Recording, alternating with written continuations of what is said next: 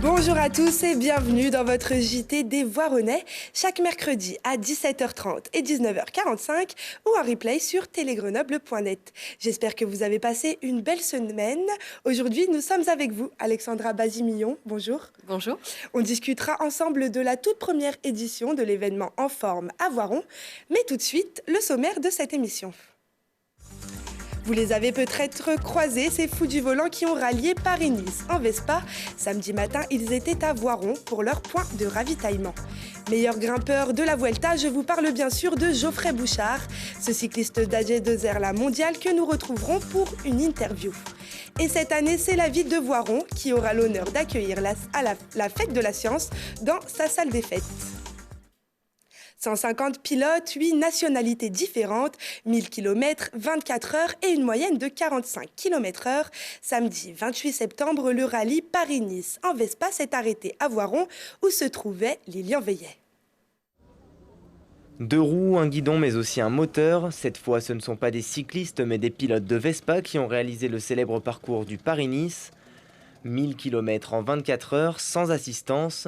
C'était l'ambition du Vespa Club de France pour la première édition de la course.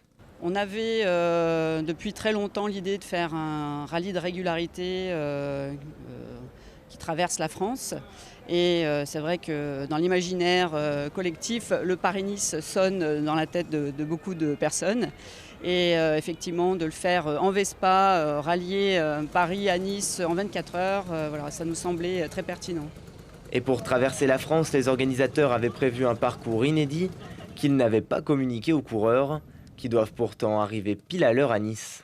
On ne connaît pas la route à l'avance, donc c'est à nous de nous orienter par rapport aux indications qu'on a. On a aussi un créneau de timing à respecter, donc c'est pas celui qui va le plus vite ni le plus lent. En fait, c'est juste qu'il faut respecter 45 km/h, donc il faut pouvoir jouer avec ça.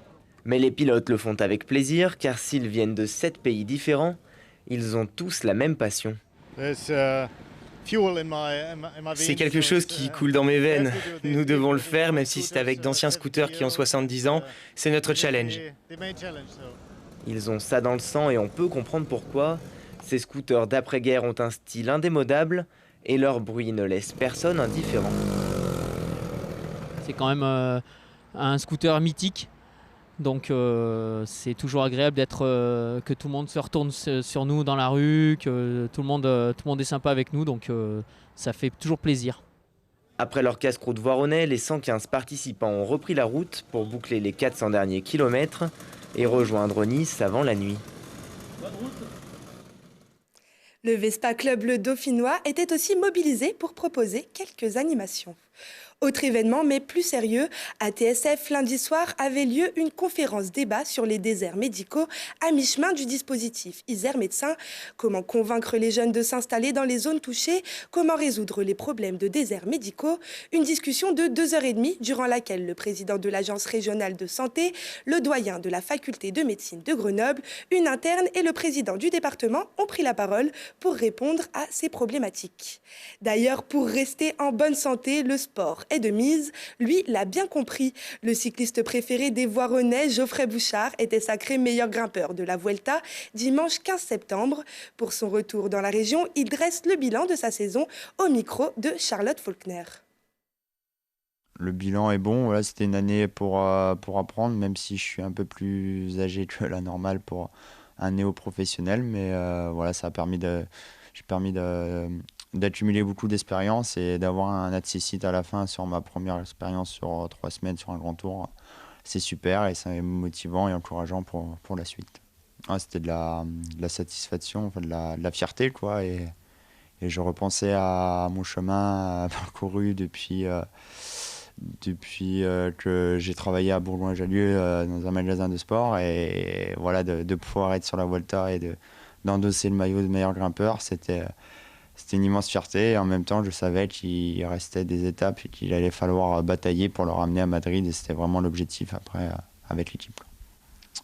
C'était une grosse bagarre en début d'étape. Voilà, c'était pour pas louper l'échappée, pour être devant et marquer le maximum de points et faire en sorte, sinon, que mes adversaires, les directs, ne marquent pas de points.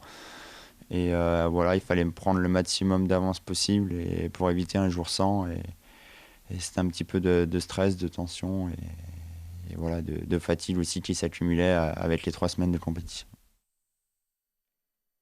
Pour le moment, Geoffrey Bouchard a fini sa saison et va reprendre en Australie début janvier. Performance phénoménale aussi pour le Pays Voironnais Basket Club. Avec un score de 67-64, les Roses et Bleus se sont qualifiés pour les 16e de finale de la Coupe de France. Un exploit car elles ont battu Montbrison qui pourtant évolue au niveau au-dessus. Après tirage au sort, les Voironnaises affronteront donc Toulouse pour les 16e de finale.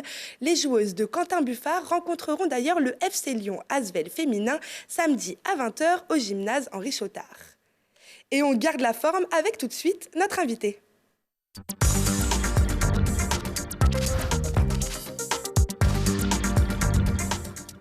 Bonjour Alexandra Bazis-Millon. Vous êtes au service des sports de la ville de Voiron et vous organisez l'événement En Forme dimanche 6 octobre de 9h à 17h30. Rendez-vous sur le site sportif de la Garenne. C'est la première édition. C'est quoi cet événement ? Alors cet événement, c'est un événement qu'on a décidé de mettre en place pour tenter de répondre à l'objectif du gouvernement. On se rend compte aujourd'hui que les Français pratiquent peu d'activités physiques et nous souhaitons donc mettre en place cet événement pour inciter tous les Voironnais et les gens du territoire à venir pratiquer des activités physiques adaptées à tous. Alors justement, quelles activités physiques seront proposées dimanche ? Alors il y en a beaucoup. On a du fitness, on a du yoga, du pilates. On aura un diagnoforme qui est là donc pour permettre des tests de forme et donc proposer aux gens des conseils, leur donner une idée de leur état de forme, de leur état de santé. Nous aurons du basket santé. Des parcours Forme Plus encadrés par l'association Étoile de Voiron Gymnastique, des tas de choses différentes, des activités aussi pour les enfants, parce qu'il en faut pour tous les goûts et on espère que les gens viendront en famille. Ces activités auront lieu à l'extérieur, sur tout le complexe sportif de la Garenne. On souhaite donc qu'il fasse beau. Il est important aussi de rappeler que s'il ne fait pas beau, la manifestation aura quand même lieu. Sera bien sûr allégée. Toutes les activités pour les enfants extérieurs ne pourront pas avoir lieu, mais toutes les activités que j'ai citées précédemment seront présentes. Également des conseils en diététique avec la présence de l'Association française de diététique. Tout un tas d'activités et de structures là pour la santé, pour le bien-être des gens. Alors justement, vous me parlez de santé, c'est un événement donc sous le signe du sport, mais surtout de la santé. Il y aura des associations, qu'est-ce qu'elles vont présenter ces associations Alors il y a plusieurs associations qui ont ce type d'activité sur Voiron.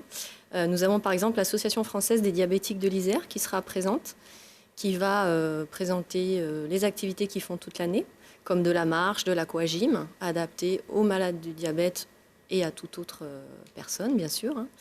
Nous aurons l'Institut de thérapie sportive qui accueille des personnes qui souffrent de maladies type cancer, qui sont en chimiothérapie, mais qui peuvent pratiquer, et pour leur bon suivi, pour leur traitement, c'est même fortement conseillé de faire de l'activité.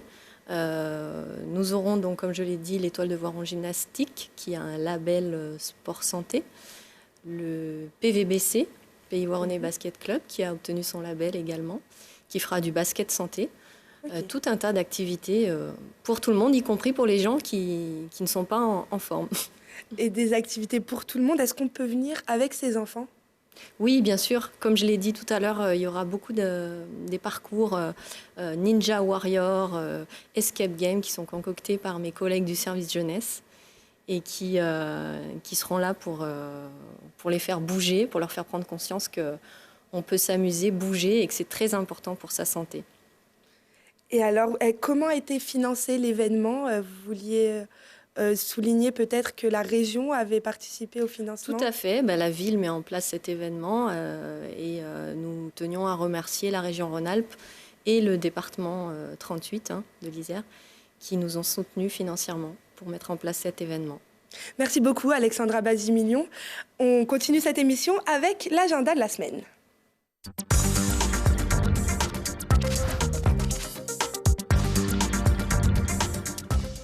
Du 3 au 6 octobre, n'oubliez pas vos blouses et vos pipettes. Cette année, c'est la ville de Voiron qui accueille la fête de la science dans sa salle des fêtes.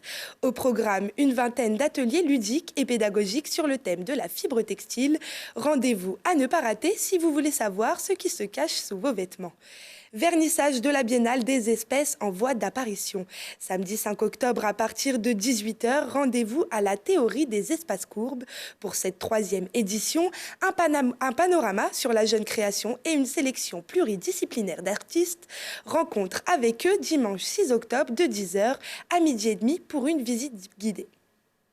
Mardi 8 octobre à 20h, au Grand Angle, mardi 8 octobre à 20h, Camille et Julie Berthollet vous invitent pour un concert hors pair. À 19 ans et 21 ans, les deux sœurs ont déjà 10 ans de scène et plus de 300 dates dans le monde. L'une est violoncelliste, l'autre violoniste. Elles reprennent ensemble des titres classiques tels que Vivaldi, Piazzolla, mais aussi Céline Dion et Johnny Hallyday ou encore Stromae. Merci Alexandra Basimilion d'être restée avec nous durant cette émission.